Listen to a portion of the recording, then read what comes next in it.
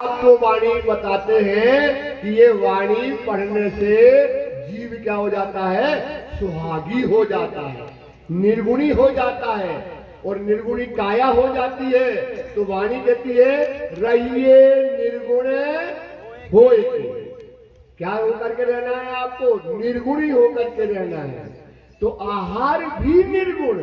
आहार क्या होना चाहिए सुंदर साथ जी, आहार क्या होना चाहिए, निर्गुण। आप बताओ निर्गुण आहार क्या कहलाता है, आप बताइए निर्गुण आहार क्या कहलाता है।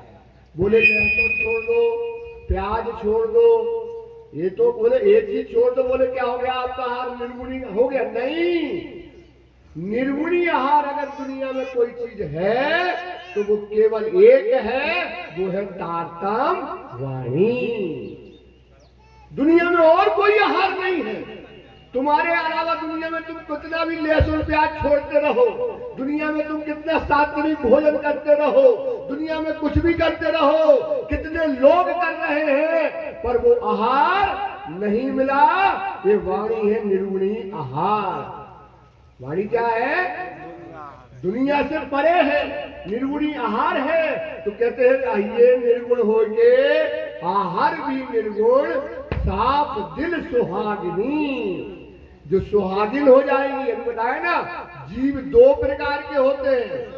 जीव कितने प्रकार के हैं, दो प्रकार के जीव प्राणनाथ जी ने निरूपण कर दिए। एक होता है अभागी जीव और एक होता है सुहागी जीव। कितने जीव हो गए, दो। तो दो जीव में जो सुहागी जीव होता है, जिसके ऊपर आत्मा बैठी है, वो जग गई, उसका सुहाग कौन हो गया, पूर्ण परमात्मा राजी महाराज, उसका क्या हो गया, पति हो गया। इसलिए वाणी कहती है नवदा से न्यारी कही। 9 प्रकार की भक्ति होती थी, उसके परे की भक्ति आई। अब भैया बुद्ध अवतार आया, बुद्ध अवतार आया तो कुछ नया तो लाएगा, तभी तो आज तक नहीं था। तभी तो कहते हैं एक मैं देखिया दिल विचार के, चित्त सो अर्थ लगाए, इस मंडल में आत्मा चलिया न कोई जगाए। इतने अवतार हो गए, इतना ज्ञान आ गया, पर आत्मा को जागृत करने का ज्ञान कौन सी आई है, ये तारतम वाणी। अभी आपको आत्मा को जागृत करेगी, इसका गुण है, ये आपके जीव को अभागी को सुहागी बनाएगी। और क्या करेगी, मेरे जीव सुहागी रे, पकड़ पीऊ के पाए, सुखे बैठ सुखपाल में, देसी बदन पहुंचाए। कहाँ पहुंचा देगी आपको, परम। सोचो सुंदर सा, क्या तेरा क्या समय नहीं है। आप सोचो ये वाणी हिंदी में लिखी है, ये वाणी काय में लिखी है, हिंदी में लिखी है, सरल भाषा में लिखी है, कोई शास्त्रीय कठिन शब्द नहीं है। इतनी सरल भाषा में वाणी आई है, इसको पढ़ो, मनन करो, चिंतन करो।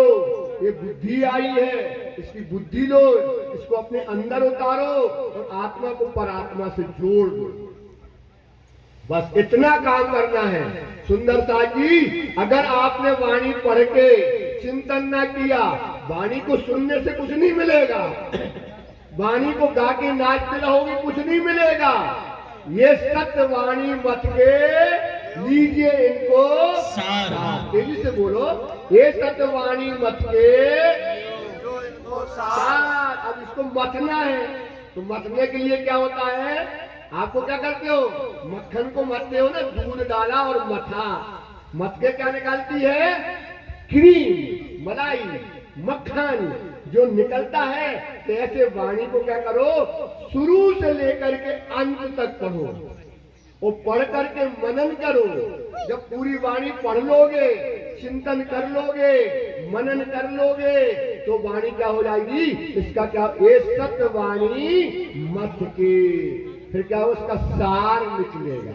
सार क्या निकलेगा, साक्षात परम धाम देखोगे। इतनी बैठे घर जागे धाम, पूर्ण मनोरथ हुए सब काम।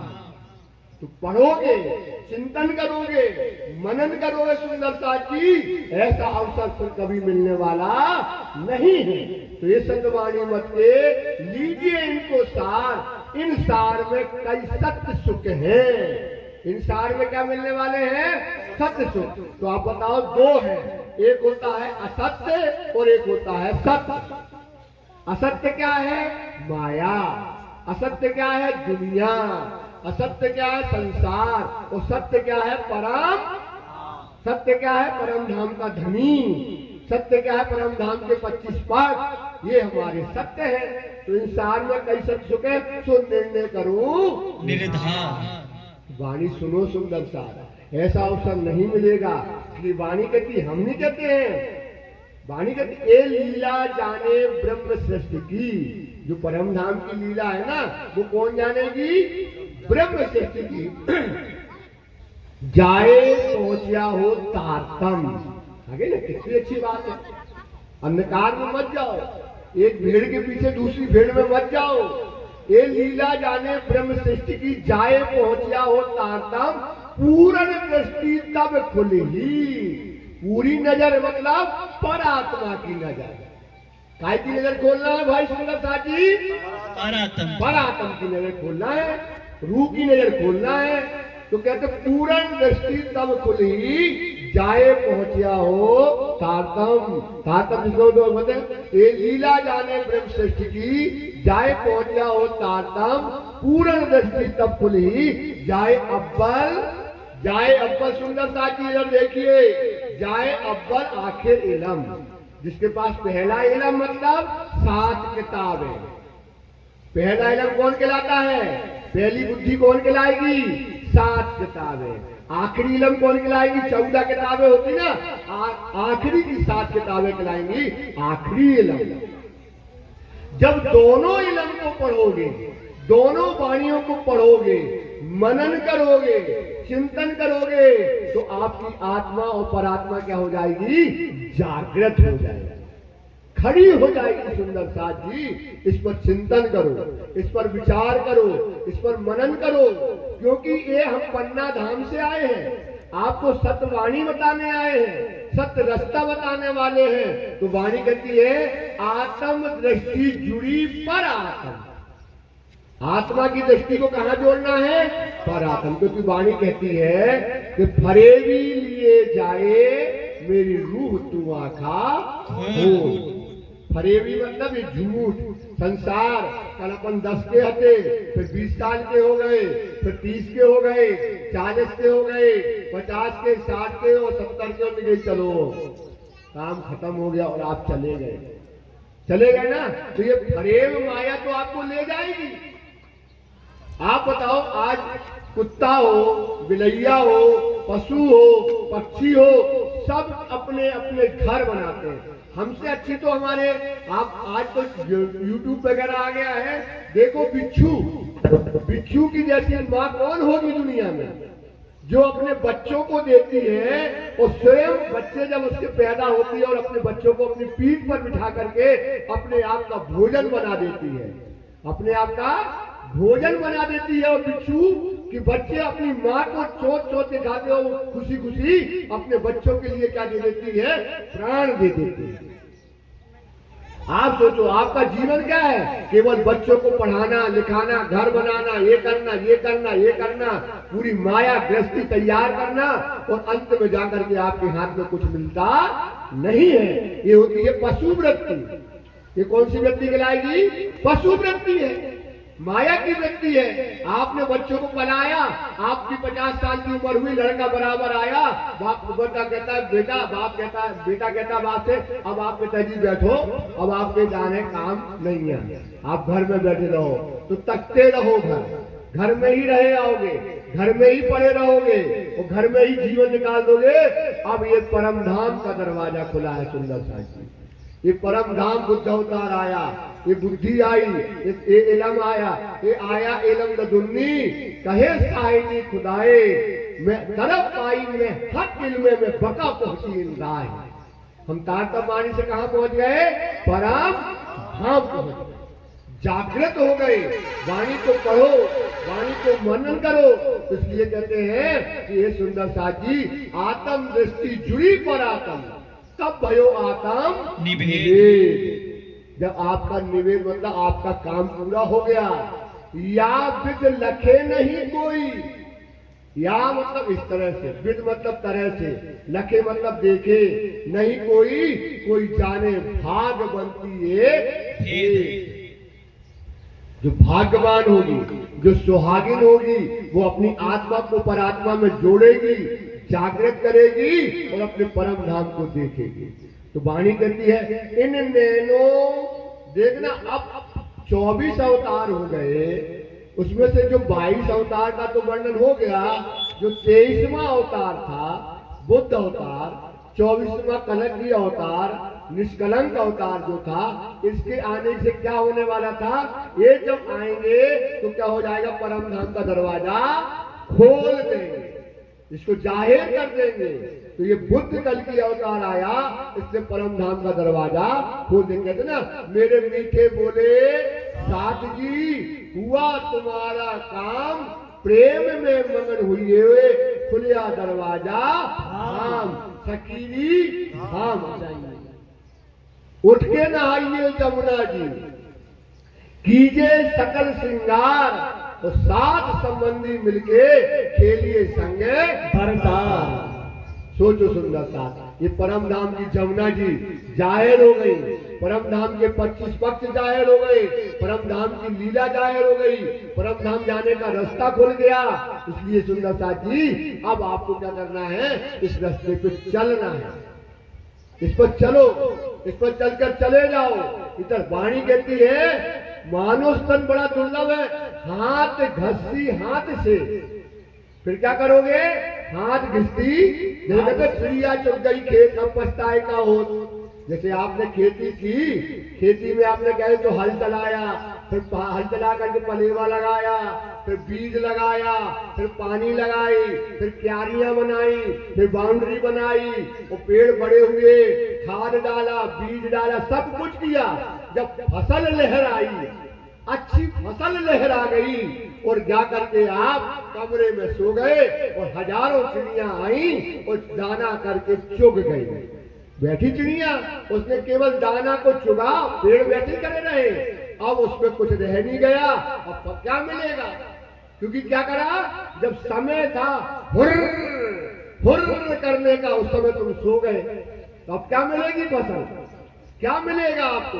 तो ये समय है सुंदर सा काय का, परम धाम देखने का।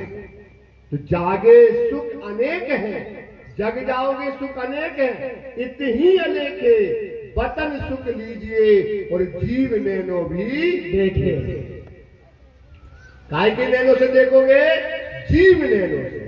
तो जीव के नैनो से कैसे देखोगे, क्योंकि अब बुद्ध कल की अवतार आया है, ये बुद्धि लाया है, इसने शरीर जो कलंक था उसको निष्कलंक कर दिया है, और इस निष्कलंक अवतार ने ऐसी विद्या दी, ऐसा तरीका बताया, ऐसी समझ दी, संसार में माया में बैठ करके, और हमको क्या दिखा रहे हैं, परम धाम। ये विश्वास करो, ये चिंतन करो, जागे सुख अनेक हैं, जग जाओगे अनेकों सुख यही मिलने वाले हैं, इतनी अलेखे जिसकी गिनती नहीं है। परम धाम देखने की विद्या है, परम धाम जाने का तरीका है, ये आपकी तारतम वाणी इस संसार में आई है। इसलिए कहते हैं सुनो रे सत के बंजारे। बंजारे क्या होते देखना, आप बंजारे लोग कभी घर नहीं बनाते, बैलगाड़ी में रहते हैं, देखना हथौड़ा से कूदते रहेंगे, ये बनाते रहेंगे और चलते रहते हैं, चलते रहते हैं, और चलते चलते चले जाते हैं।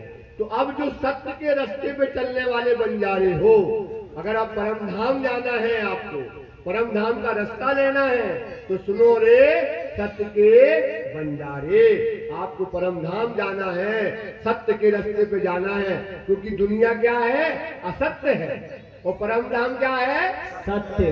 सत्य पर जाने के लिए, सत्य पर जाने के लिए अगर तुम सुंदर साथी बंजारे, एक बात तो आप सुनिएगा, एक बात कहूँ समझाए। बात दो बातें नहीं कही प्राणनाथ जी ने, प्राणनाथ ने एक ही बात बताई है, एक ही बात बताई कि तुम्हें एक सत्य पर चलना है, साचा रे साहेब साच से पाइए, साचा रे साहेब 700 पाइए, साच से मिलने वाला है। और सच्चा क्या है, ये वाणी है, ये सत्य कौन है? प्राणनाथ जी लेकर के आए। तो एक बात हम तुमको आपको समझा रहे हैं।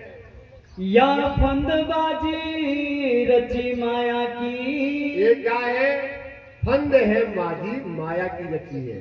आज बच्चा पैदा हुआ तो उसका एक फंदा बना माँ से, फिर बना पिता से, फिर बना भाई से, फिर बना बहन से, परिवार से, कुटुंब से, संसार से। ये माया उसने क्या कर ली है? रच ली। क्या लगी उसने? माया रच ली। वो बस अब वो बड़ा हुआ, फिर ये काम करना, भाई का करना, नौकरी करना, पढ़ाई करना, ये शादी करना, माँ की वो भाई, और पूरा जीवन क्या कर दिया उसने अपना उसी में ही गंवा दिया। इससे कोई नहीं बनता है। आप सोचो कहाँ जाओगे मरने के बाद? कहाँ जाओगे मरने के बाद? कौन से घर जाओगे? सुंदर साथ कहाँ पर जाओगे?